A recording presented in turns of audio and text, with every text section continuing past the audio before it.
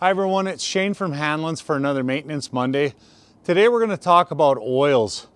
I'm not going to get into the specifics, but what you need to watch is when you're coming to buy oil, make sure that you know which tractor and which series of tractor that you have, because as series change, some of the oils are changing, and some of these oils are semi-synthetic, some of them are full synthetic, some of them are regular oils, and they don't mix well.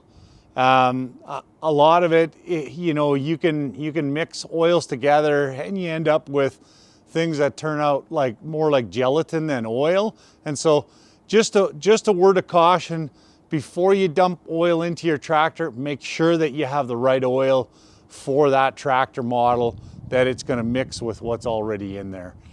If you have any questions, the parts guys can help you out, or the service guys. Feel free to give us a call. We're always around. Hopefully that helps you out. Thanks for watching.